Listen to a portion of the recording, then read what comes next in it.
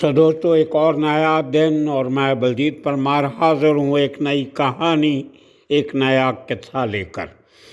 आज आपको बताएंगे जो भारत और पाकिस्तान का जंग आज फॉर्मली शुरू हो चुका है।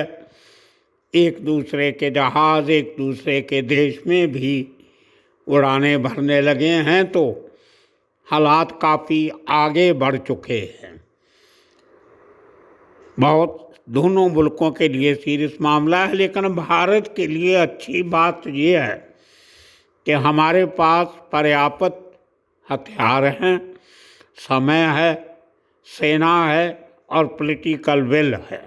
दूसरी तरफ पाकिस्तान के पास हालात उतने अच्छे नहीं हैं। उनकी फौज, नेवी, एयरफोर्स कम है, हथियार कम है और उनकी फाइनेंशियल हालत काफ़ी कमज़ोर है। आज 9 तारीख को एक बड़ी फंडिंग उनको IMF की, इंटरनेशनल मॉनेटरी फंड की होने वाली है, जो अमेरिका हमसे एक दिन पीछे है। वहाँ क्या फैसला होता है वो कुछ घंटों के बाद मालूम पड़ेगा। $1.3 बिलियन पाकिस्तान को इंटरनेशनल मॉनेटरी फंड IMF से मिलने वाले हैं। अगर वो मिल जाते हैं तो पाकिस्तान की जो फाइनेंशियल कैपेबिलिटी है वो बढ़ सकती है, क्योंकि आपने अगर कुछ हथियार खरीदने हैं, कोई इमरजेंसी में बाहर से निर्यात आयात करना है, तो आपको फॉरेन एक्सचेंज की ज़रूरत होती है। पाकिस्तान के पास इतने फॉरेन एक्सचेंज रिजर्व नहीं है जितने उनको चाहिए। बहुत से फंड्स आपको अपने देश के लिए चाहिए होते हैं, लेकिन वो काफ़ी नहीं होते। तो आज 9 तारीख, आने वाले कुछ घंटों के बाद IMF का फैसला आएगा कि क्या वो ये रकम जो एक किस्त उनकी है उनको रिलीज़ करेंगे कि नहीं करेंगे। ये 8-10 घंटे के बाद साफ होगा। लेकिन तब तक आज हमारा ये एपिसोड बनाने का मकसद आपको ये बताना था कि हिंदुस्तान के पास एक सुनहरी मौका है। इस मौके पे जब भी ये जंग ख़त्म होगी, उसके बाद दोनों साइड्स टेबल पे बैठती हैं, दुनिया की बड़ी ताकतें दखल देती हैं, तो फिर गिव एंड टेक शुरू होता है।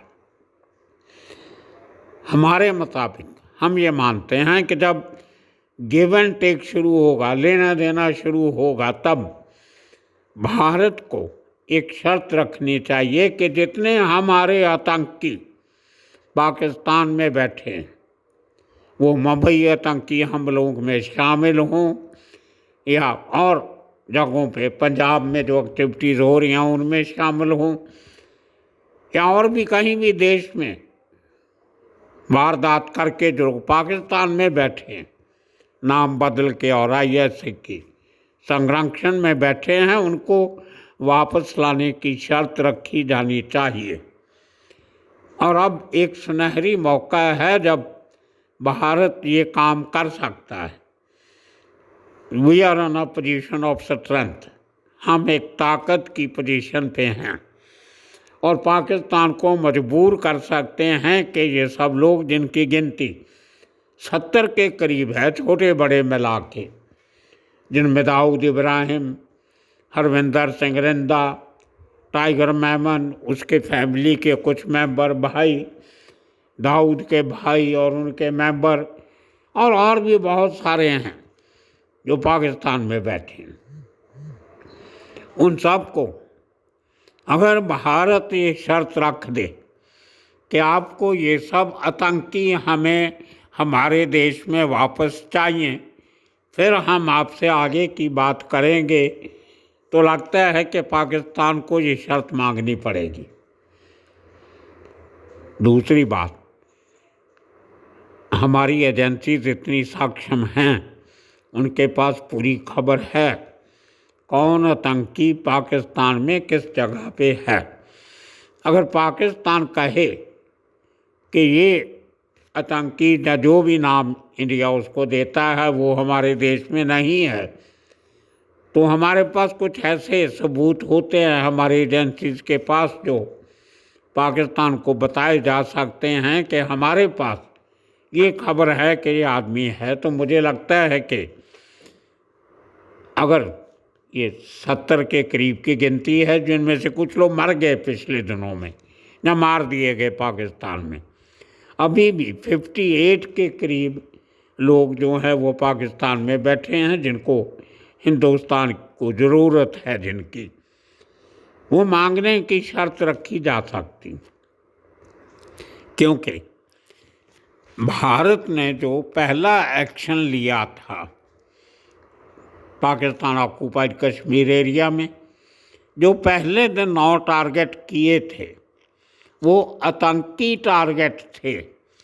भारत सरकार का कहना था कि हम पाकिस्तान के लोगों के खिलाफ नहीं हैं, हम पाकिस्तान की मिलिट्री इससे उसमें किसी के ऊपर हमला नहीं कर रहे, हम तो टेरर जो अड्डे हैं, आतंक के अड्डे हैं, उनको तबाह कर रहे हैं, नेस्तो नाबूद कर रहे हैं। तो ये भारत का स्टैंड है कि हम टेरर से जूझ रहे हैं। जो आतंकी गतिविधियां हिंदुस्तान में होती हैं, उनकी ट्रेनिंग, उनका कंट्रोल, उनका जो रिमोट कंट्रोल है, वो इन अड्डों से चलाया जाता है, जिसके पीछे जो पाकिस्तानी बेस टेरर ऑर्गेनाइजेशन है, लश्कर-ए-तोयबा और जैश-ए-मोहम्मद, उनके जो ट्रेनिंग कैंप चलते हैं, जो बच्चों को लेके उनको बड़ी उम्र होने तक उनको दहशतगर्दी की ट्रेनिंग देते हैं, उन अड्डों के खिलाफ हमने एक्शन लिया है, क्योंकि उन्होंने हमारे देश में आके, हमारे कश्मीर में आके 26 लोगों का बेरहमी से कत्ल किया है, टूरिस्ट का, जो कश्मीर गए थे, पहलगाम गए थे। तो पहलगाम हमले की बदले की कार्रवाई में हिंदुस्तान ने ये दहशतगर्दों के खिलाफ एक कदम उठाया। उसमें कितने लोग मरे, कितने नहीं मरे, वो बात दूसरी है, क्योंकि पाकिस्तान कभी मानेगा नहीं कितने लोग मरे, क्यों मरे, नहीं मरे और किस किस्म के लोग मरे।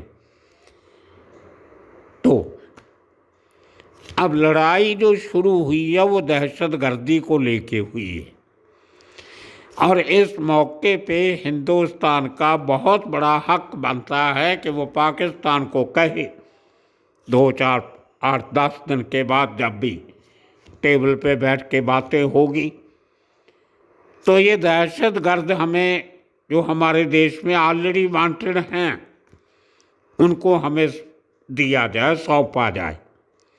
और दोस्तों, इसमें हम आपको ये भी बता दें कि जो हमले पाकिस्तान के दहशतगर्दी के अड्डों पे हुए हैं, जो जहाँ पे जो ट्रेनिंग कैंप वहाँ पे चलते हैं, वो आर्मी की तरह चलते हैं। जिस तरह आर्मी अपने फौजियों को ट्रेनिंग देती है, उसी तरह इन कैंपों में टेररिस्टों को ट्रेनिंग दी जाती। ये हमने मुंबई में देखा, ख़ास तौर पे 2008 के जो हमले हुए थे मुंबई में, उनमें देखा है कि कैसे पूरी का पूरा सिस्टम उसमें मदद करता है पाकिस्तान का, ISI का, और ये LAT और लश्कर-ए-तोयबा और इनका लश्कर-ए-तोयबा का और दूसरा ऑर्गेनाइजेशन, और भी कई हैं छोटे मोटे। अभी तो एक नई खड़ी होगी कश्मीर में, एक फ्रंट खड़ा हो गया वहाँ पे, और कई हैं छोटे, नाम रख लेते हैं, लेकिन इनकी जो तारें जुड़ती हैं वो 3-4 जो बड़ी संस्थाएं हैं पाकिस्तान की, उनके साथ जुड़ती। तो खैर, आपको याद होगा थोड़े दिन पहले एक पाकिस्तानी मूल का आतंकी तहव्वुर राणा, उसको भारत लाया गया अमेरिका से। उसको अमेरिका ने पकड़ा था, क्योंकि मुंबई हमलों में कुछ अमेरिकी नागरिक भी मारे गए थे, डेविड हेडली का साथी।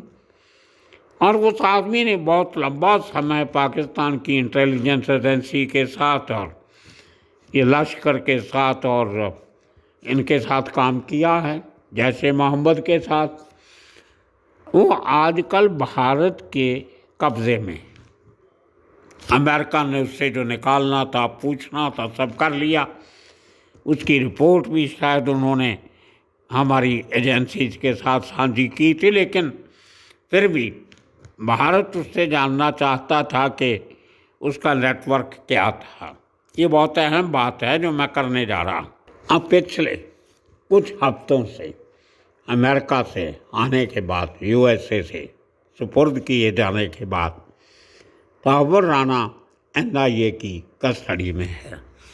और दोस्तों, ये कुछ हफ्ते बहुत बड़ा समय होता है एजेंसीज के लिए किसी आदमी का मुंह खलवाने के लिए, और वो आदमी जो सैकड़ों मौतों का जिम्मेदार हो। हमारी एजेंसीज के पास खबर तो रहती है, इनके अपने और बहुत से सोर्सेज होते हैं, लेकिन फिर भी कुछ अंदर की बातें ऐसी होती हैं जो शायद एजेंसीज के साथ नहीं पहुंचती। तो हम जो आतंकी अड्डों पे भारत ने पहलगाम हमले के बाद जो अटैक किया, जो उनको निशाना बनाया, हो सकता है उनके पीछे भी कुछ ऐसी जानकारी हो जो हमारी एजेंसीज ने तहव्वुर राना से हासिल की। कस्टडी में आदमी बहुत कुछ बता देता है, इसीलिए कहते हैं कि आदमी जब आपकी कस्टडी में हो तो बहुत बड़ी एक असेट होता है, ये बहुत बड़ी ताकत होती है।